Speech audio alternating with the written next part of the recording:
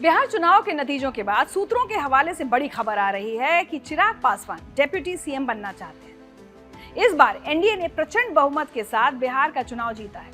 इस जीत में नीतीश कुमार का बहुत बड़ा योगदान रहा। वो फिर से मुख्यमंत्री बनने जा रहे हैं, लेकिन कयास ये भी लगाए जा रहे हैं कि शायद ये उनका आखिरी टर्म, क्योंकि वो अभी 74 साल के हैं और उनका स्वास्थ्य भी बहुत ठीक नहीं दिखता।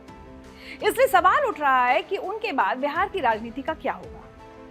जेडीयू में फिलहाल कोई भी नेता नीतीश कुमार जितना मजबूत नहीं दिखता। पार्टी के लोगों को डर है कि नीतीश के बिना जेडीयू या तो बीजेपी में मिल जाएगी या आरजेडी में। बीजेपी में भी अभी कोई ऐसा चेहरा नजर नहीं आता जो नीतीश की जगह ले सके, लेकिन एनडीए को एक नए चेहरे की जरूरत है। इस बीच एक नाम तेजी से चर्चा में आया है और वो है मोदी के हनुमान यानी चिराग पासवान। चिराग पासवान अभी 43 साल के हैं। उनकी उम्र बिहार की राजनीति के लिए ताजा हवा की तरह है। उनके पिता रामविलास पासवान बिहार के बड़े नेता थे। चिराग को अपने पिता की राजनीतिक विरासत मिली। उनके पास सामाजिक समीकरण भी मजबूत है। दलित वोट बैंक उनके साथ खड़ा है और ये उनकी सबसे बड़ी ताकत है। चिराग की सबसे बड़ी खूबी है उनकी राजनीतिक समझदारी। उन्होंने कम उम्र में बहुत कुछ सीखा है। 2021 में चाचा पशुपति पारस से विद्रोह के बाद पार्टी टूट गई। चिराग को दिल्ली के 12 जनपथ रोड वाले घर से भी बेदखल कर दिया गया। ये घर उनके पिता के नाम पर था, लेकिन चिराग ने हार नहीं मानी। उन्होंने अपनी अलग पार्टी बनाई और बीजेपी के साथ रिश्ते मजबूत किए। 2024 के लोकसभा चुनाव में चिराग ने धमाल मचा दिया। उनकी पार्टी एलजेपी रामविलास में 5 की 5 सीटें जीती, यानी 100% स्ट्राइक रेट। चिराग खुद हाजीपुर सीट से जीते।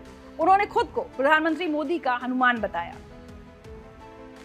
इसके बाद चिराग पासवान को केंद्रीय मंत्री बना दिया गया। अब 2025 के विधानसभा चुनाव ने चिराग की कामयाबी में एक और चैप्टर जोड़ दिया। एनडीए में एलजेपी रामविलास को 29 सीटें मिली। पार्टी ने 19 सीटें जीती। नई पार्टी के साथ ऐसा प्रदर्शन वाकई काबिल तारीफ है। अब चुनाव जीतने के बाद एक नई खबर आई है। सूत्रों के मुताबिक चिराग पासवान डिप्टी सीएम का पद चाहते हैं। उनकी पार्टी एलजेपी रामविलास ने ये मांग रखी है। पहले कभी चिराग ने ऐसी बात नहीं की थी। चिराग ने एक इंटरव्यू में कहा कि ये बातें अभी पर्दे के पीछे हैं, बातचीत खत्म होने के बाद सब साफ हो जाएगा। उन्होंने ये भी कहा कि वो बिहार से जुड़े रहेंगे।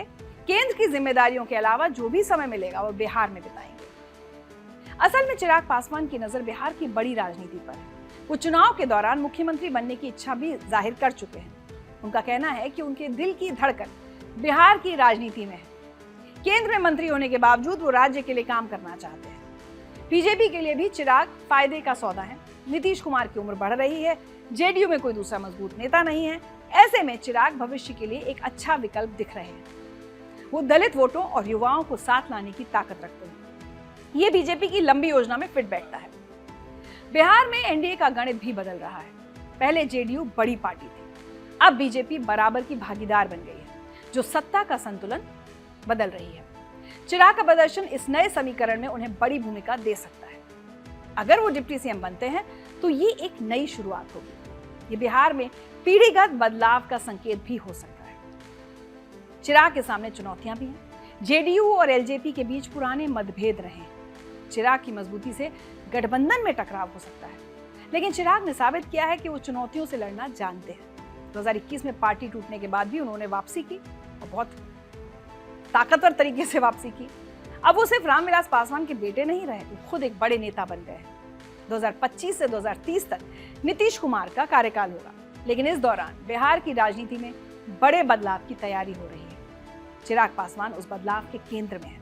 उनकी उम्र, उनका सामाजिक आधार और उनका चुनावी प्रदर्शन सब कुछ उनके पक्ष में है। अगले कुछ सालों में चिराग पासवान बिहार की राजनीति में और भी बड़ी भूमिका निभा सकते हैं।